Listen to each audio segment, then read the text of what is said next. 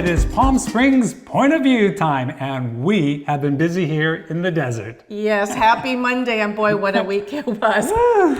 It's all good. We have a lot to cover today, and That's we right. want to tell you first and foremost that Palm Springs Point of View is brought to you by ProVR USA, the Valley's only virtual reality arcade. And make sure you stop in because there's something new there you'll want to see.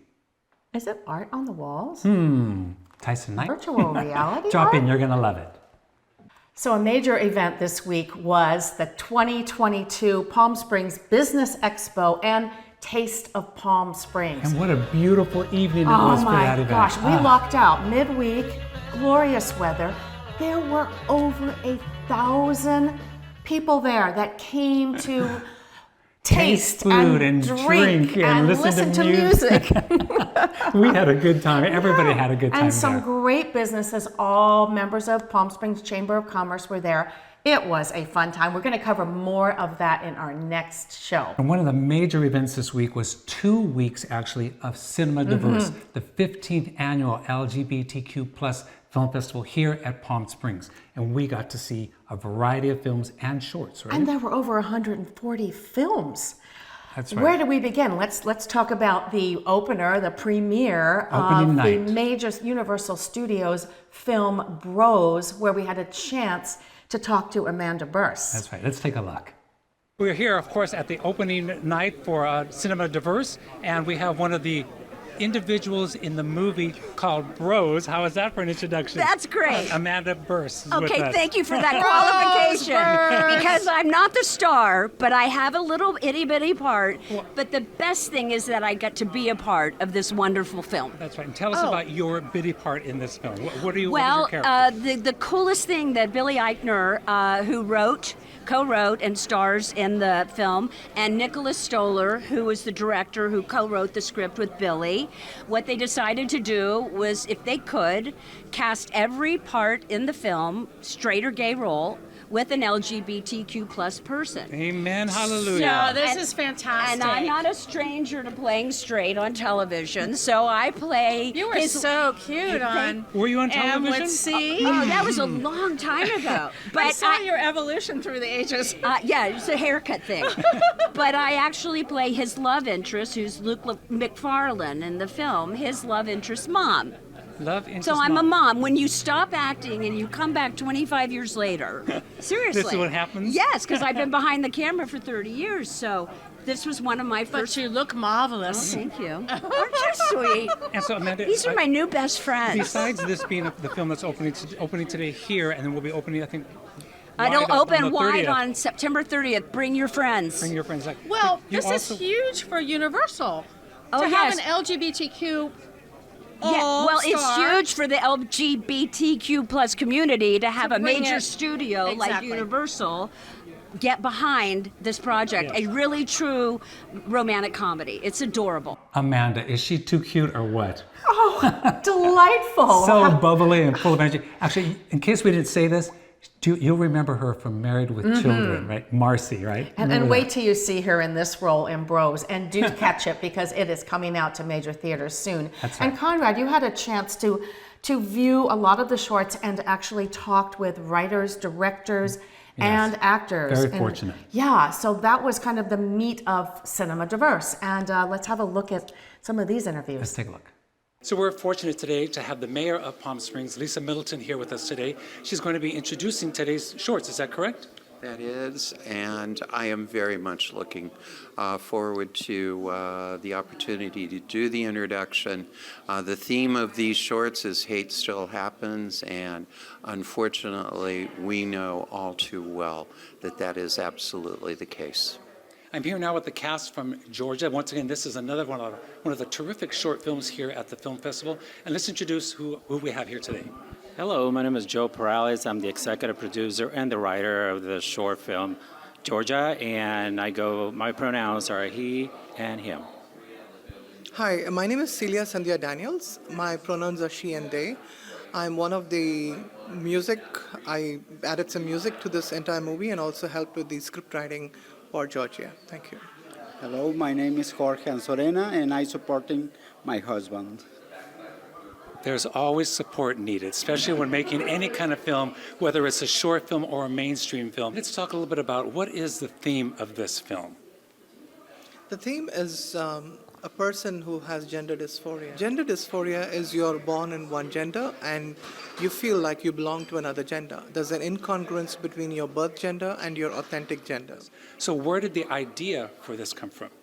Well, actually, I have a large amount of friends who identify as an LGBT, transgender, and being in the spectrum, if you say. So I got to hear their stories. I got to hear their struggles. So one day I say I can't just sit down and just listen to these wonderful stories. I had to do something. All right, we're here with the folks from the short film called Groomsday, and they are... Kyle Kaufman, writer-director.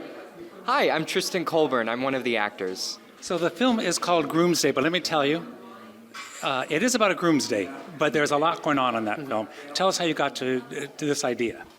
Well, I usually come from a horror background, so I wanted to do a love story and a gay film.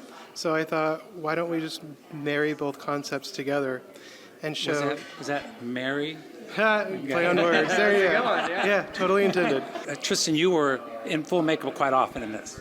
Yes, yeah, there's one scene in particular. I don't want to give too much away, but we did have a full makeup artist with prosthetics and everything to make the ending scene the most realistic as possible.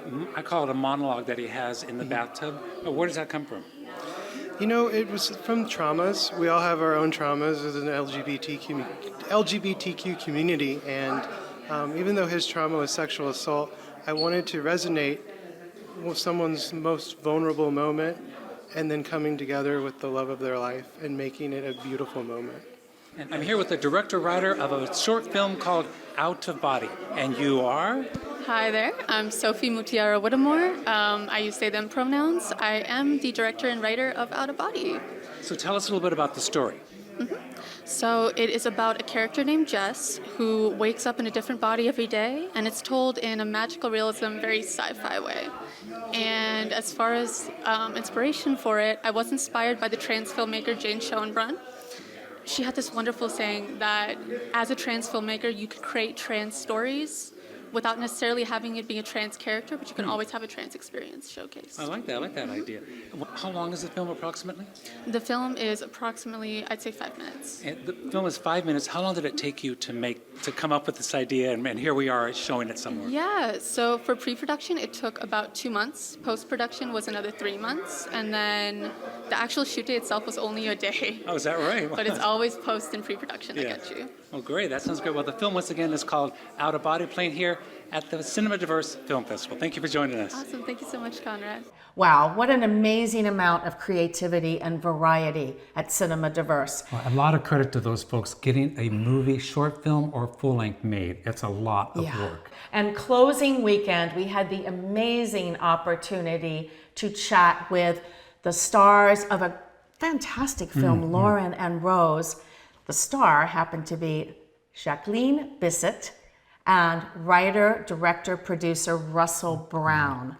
How fortunate were we to be able to talk with them? I know. And what a great film. Have a look.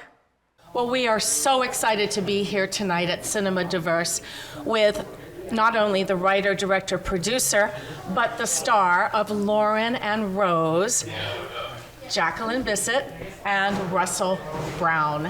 Welcome to the desert. Yeah. Thank you. You picked a very hot night. We certainly did. So let's talk quickly about the film. It's showing here tonight. Have you been to other film festivals? Are you coming? When do you open in the big theater? So we played at a number of festivals. We premiered at the Santa Barbara International Film Festival, and we were in Sarasota, we were in Sonoma.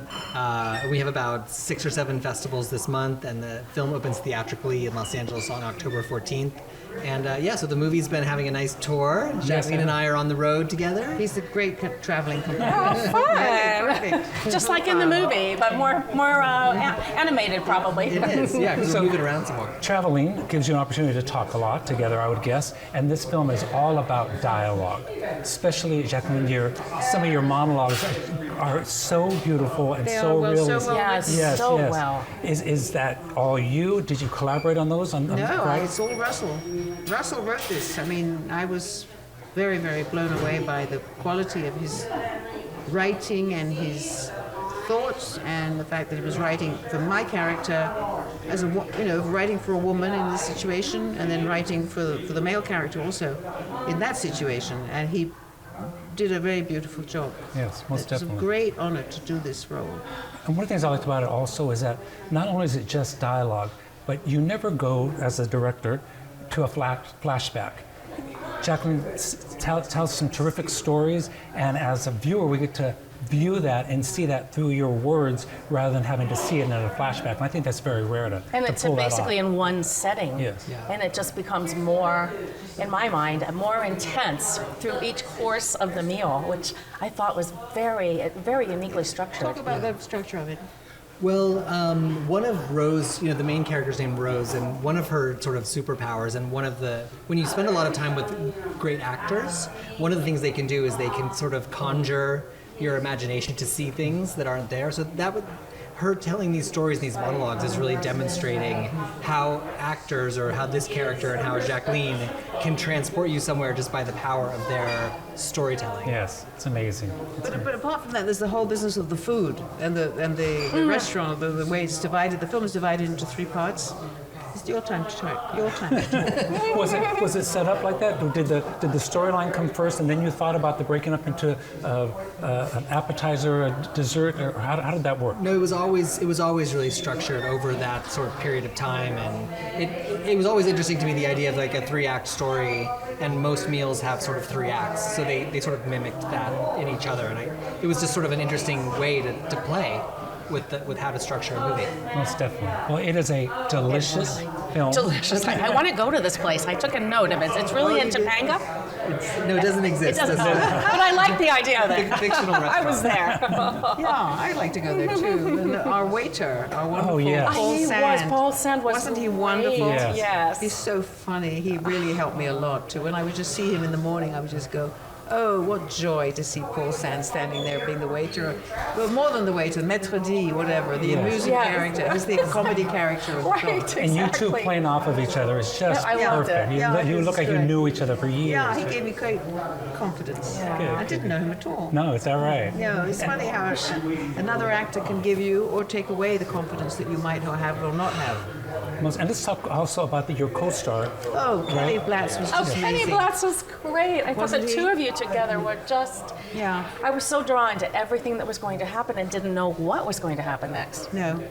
And did you Well, all know each other ahead no. of time at all? No. We met for rehearsal. It was very limited rehearsals, so in a way their kind of relationship as characters sort of mimicked the shoot. They got closer and closer while we were shooting the film. Thank you know both that. so much. Thank you guys. Lauren and Rose.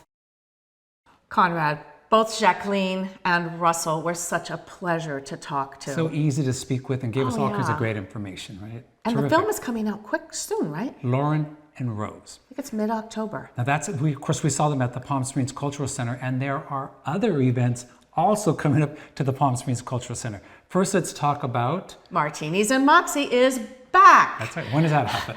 That happens October 12th. And I'm transformed to Anne Margaret. Alan is Conrad Birdie, Elvis/Elvis. Just a fun night. Those are always a blast. You want to make singing, sure. film, martini bar, and vintage car. And there's also another event coming up to the Palm Springs Cultural Center associated with Modernism Week. And you spoke to those folks, right? That's right. The presentation is called Hollywood at Home. Hollywood at Home is presented by the Palm Springs Historical Society. And whoa, this is covering the gamut of the history of Palm Springs as far back as we know it. Let's have a look. Let's take a look. Well, season is upon us once again in Palm Springs. And it's that time of year where we're all getting ready for a lot of excitement, and that includes Fall Modernism Week.